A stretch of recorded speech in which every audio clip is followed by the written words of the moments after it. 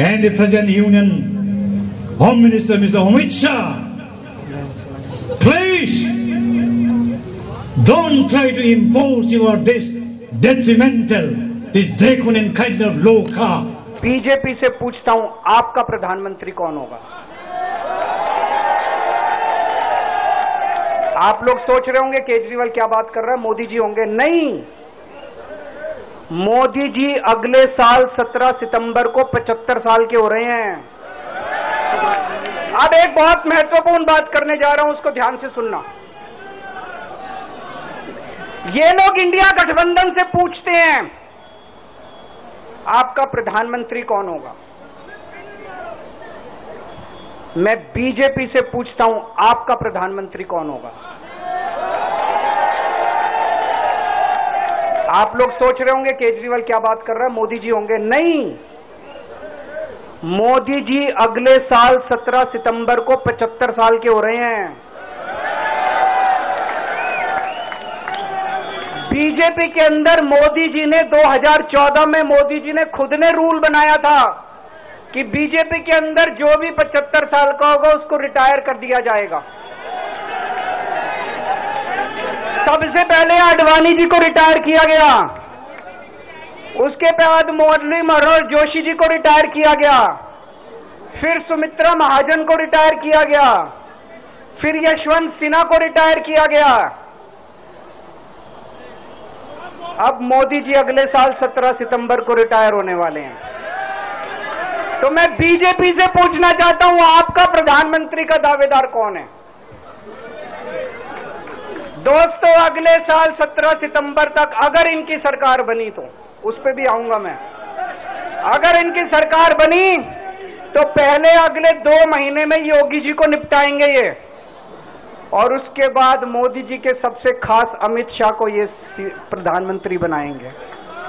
तो मैं लोगों को, देश के लोगों को आगाह करना चाहता हूं, मोदी जी अपने लिए वोट नहीं मांग रहे, मोदी जी अमित शाह को प्रधानमंत्री बनाने के लिए वोट मांग रहे हैं। मैं पूछना चाहता हूं मोदी जी से और अमित शाह जी से, ये मोदी की गारंटी पूरी कौन करेगा? क्या अमित शाह मोदी की गारंटी पूरी करेंगे?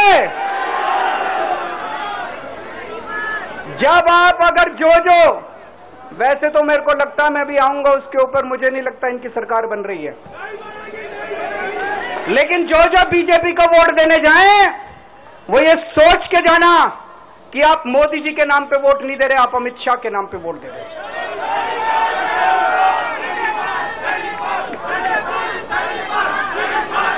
अब एक खुशखबरी आप लोगों के लिए, अब एक खुशखबरी है, सबको बता देना जो मैंने बातें कही है बड़ी सोच समझ के कही हैं।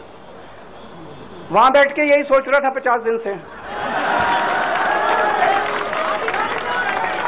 में छूटने के बाद उन्होंने सवाल एक उठाया है कि रिटायरमेंट का, प्रधानमंत्री के रिटायरमेंट को लेकर सवाल उठाया कि उम्र उनकी 74 हो गई है, 75 अगले साल, इस तरह की बातें उन्होंने कही है। क्या कहें? देखिए, इस देश की जनता पूर्व हो, पश्चिम हो, उत्तर हो, दक्षिण हो या नॉर्थ ईस्ट हो, हर कोने में मोदी जी के साथ प्रचंड समर्थन के साथ खड़ी है।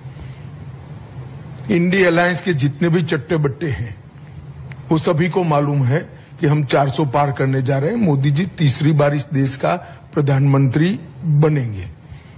इसलिए इस प्रकार की भ्रांति फैला रहे हैं। मैं देश की जनता के सामने स्पष्ट करना चाहता हूं कि भाजपा के संविधान में ऐसा कोई प्रोविजन नहीं है। मोदी जी ही 29 तक नेतृत्व करेंगे और मोदी जी ही आने वाले चुनाव का भी नेतृत्व करेंगे। इंडिया अलायंस के लिए कोई अच्छा समाचार नहीं है, उनको खुश होने की जरूरत नहीं है, उनको ज्यादा परिश्रम करना चाहिए, भ्रष्टाचार बंद करना चाहिए और लोगों के प्रति सहानुभूति और संवेदनशीलता के साथ काम करना चाहिए। इसकी जगह इस प्रकार के झूठे भ्रम फैलाकर वो चुनाव नहीं जीत सकते। मोदी जी इस देश को बहुत आगे ले गए हैं और मोदी जी को इस देश को और आगे ले जाना है।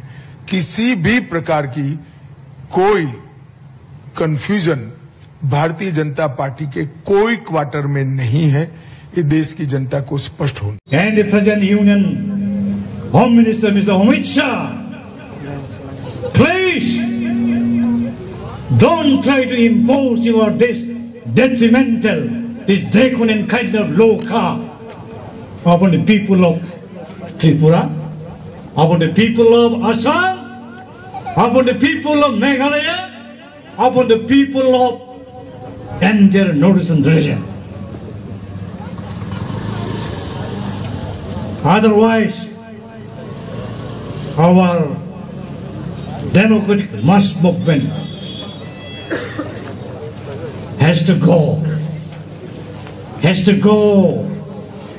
until and unless we can reach our ultimate destination. Thank you.